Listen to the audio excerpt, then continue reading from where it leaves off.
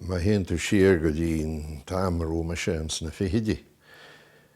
Bhí me sé me chathú timpeall ó hir amháin go tír eile, de éireann agus an nidáil agus an rank agus an ghearmháin. Agus ír mé a géirí gré mé gan a chuineal ar an Gaeilge bhí agam. Agus chuir mé, nuair a fuair mé áit bhuain an seo Maynooth mar tharla, thosa mé a chur an na taithí sin le chéile. Agus cinnalach a difriú le dearcha le chéile, agus leganach a difriú le aigine. De réir mar a bhí siad léirithe litríocht tíre eile. Agus rinn mé iirecht é sin a léirú an Gaeilge, mar hasí bú meile amach a bhéadach an Gaeilge an cinnal seo rud a chur a bhrital a chorabí. Ní raibh sé cinnte mar ní raibh denna bí a dhéanú déatá rá. Thosaí daoine eile a dhéanú na ggéisisin. Tháinig an leor sin amach, ní raibh ag dia dearna dana go dtí bhí leis. Agus ní raibh fuair sé aon léirmheas ag bhuailach cuaireamach amháin. San irise tá marú le fada Christus Rex. Sin taon gan amháin. Rud a léirí dúsa nach raibh córas Chritice nó léirmheas dóireachta mar a dhearadh siad an dáim sin in sa Gaeilge a chuireadh ar chumas daoine leor mar sin na léamh. Mar sin dé, thosaí mé héin agus an taithar crillé, an bhirt sagart ó crillé, agus daoine eile, agus bhí mé go rá chuir maid fuair, maid ní bhuair, chuir siad san legan uair nua ar an éon iris arú teacht ó gin orthaí, iris le bhhainúd. Agus chin siad san, ní me sé ar an é, bhí mé sásta coidú lá, ach iad san ar an é. Agus thosa siad tóid na hirise sin suas de chúrsaí scrúdathe na Gaeilge agus na litríochta. Agus sin mar le hála an rud ar a dogann sin na Scoil Chritice Mhá Nuad. Bhí orrin mar bhreainn tú siar ar seanibhar na hirise sin, bhí orrin folklór a cheapú dó. Bhí orrin bun tréthe na litríochta, staidir a dhéanamhara agus iireachta dhéanú chun a léirú go déhí ar siúr le aber lehéidí Máirtín Ó Doibhlin ar lehéidí cheannaí riordain. Go déhí ar rá go mar cumnéad igen tú filiíocht cheannaí riordain san am sin bhí sé chuir altachta ar ghaoine agus bhí an prósa bhí ar siúr agamsa igen tú. Agus mar sin dé bagá breanús dehan san rudí sin agus sé an mollú is mó a fuair me sé riú. Scríomh sean ó riordain san Irish Times. Siar an isins na seascatí. Go raibh bua éigean ag Moinsíneoir Mhá Nuad nach raibh coitianta mar go raibh siad in an dialóg a bhainú lena chuid filiíochtasa. Agus thug sin an sasú dúin. Mar léirí sé igen tú gur bhí seo file tá géirí rudaí rá agus tá si an nearar na dála tar éis pobl léthúireacht áil a higgin a bheith nómhór go dtí tarsúlaige. Chéimhórann sin a léhéid sin. Ach an sin atá sé leis bhí orrin folklór a cheapa. Cinál bonús folklóra. Agus thar rudaí oscliú an áid seo amach agus bhí muid marú ag obair a géirí na mílteach léon thuirteiste. Ach ní raibh me sé síreach san ihe.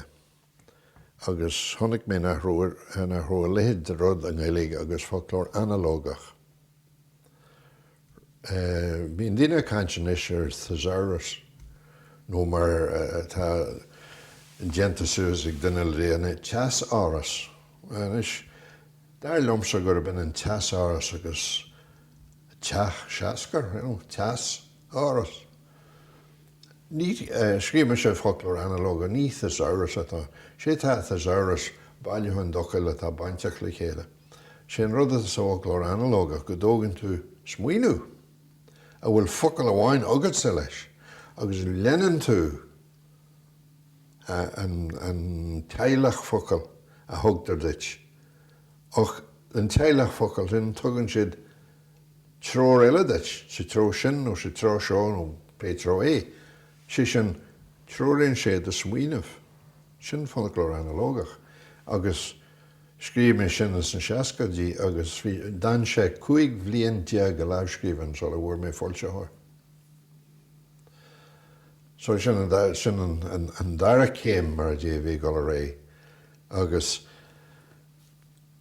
an sin bheas mé go a cheart leanúint a réad an rud a bhí arsúla go hena fan sé sin íireachta dhéanú chuna éiceile bhéadach an Gaeilge údar mhóra in Eorpa a chur a bhrital agus chur mé Gaeilge Pascal agus ar Montaigne agus ar La Fontaine ar ilíocht liriciúil na Frankise ar Saint-Exupéry agus bhí an Gaeilge an iad sin go léir a dhéanú.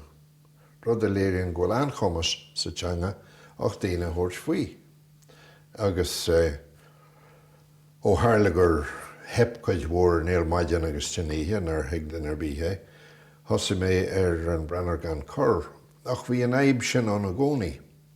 Go déan dóid aus an úsáideann tú an Gaeilge a chun chur síos ar an síl mar atá sé.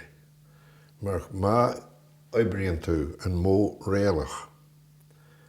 D'igan tú, bé tú a géirí chur síos ar bhile clia, agus tá ag an léthóir dá léana náhuiil sé seo réalta, d'igan tú. Beidir bhfuil sé go deas nó go beá nó sé réalta is commodóireacht atá na d'igan tú. Mar sin de bhí ormse an action an dóir sin a thocrú tíomhtí de intin éon den a bháin. Mar is féidir gailteach a bhéon éon intin éon den a bháin. Agus sin an fá hasasta bhuamann sin céan áit go mé an tac sin seo ar siúil. Feas mé go nuhéit in é dhéanú an glúisteán. Ach ní hiig. Mar bí an teamáint go isteachan denna tá teamáint d'igan tú agus ní hiig leat an béim a chuineal ar an chunseasacht an táimar fád a chorbí. So chuimhne mé ar tréin. Agus nes dúirt tá fearmháin ar léad a scríomh léirmheas ar a stoirm gur bheas sé gur thug mé as Lower Francach la modification le bútá. Níor a bheith thug mé as Franfá Móriac é bhhail rih sin san Thérèse d'Esquerú den chéad chuid den Loir sin rud anchlúteach tá an bheanhacht seo go le bhile ar an tréin tréis a bheith scoilte siar a gúirt in núnharú a fearcéile. Agus der mar héann si ó stáisiún go stáisiún ggóann si siar ar a bheithe héin agus chun déan dóid dtáinig go dtíon pointe seo. Sin rud céan a Tharlainn a d'igan tú in Branar gan chur. Tosin an fear seo tá gobar a maiile clia, tíonn sé an tréan a maiile clia. Agus oltacha is go leráis go gealú. Agus coirann a d'igan tú an stáisiún a déann sé fríd agus chuid mhór an a háilteach timpeall ar an éireanróid chuann siad isteir. Agus tógann siad ceist an intin faoin stair agus faoi héin agus faoin cuimhne sa idir é héin agus an stair an cuimhne sa idir é héin agus a winter héin. Go dtí sa deire an cospóir a bhí gan ar thuaidh sé an tréin.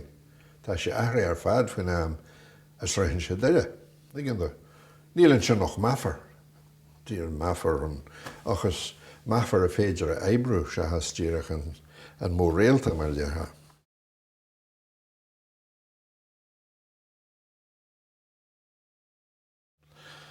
Tá mé déanana rud ceann céanna go fáil. Ag géirí tradiisiún na hÉireann, sé sin cuimhne na hÉireann a chur roimh léthirí, go háirithe léthirí óga. Sin an fáil goil mé scríú anthology de litríocht na Gaeilge ó 1500 go dtí 1850. Samplaí imeadach nó introduction, dóibh fan iad a bhíonú, ceistin in a nné me heasta in mhuid goil siarartha. mar sin íon léthirt dul siar rudaí an tuilliú bhain deasta.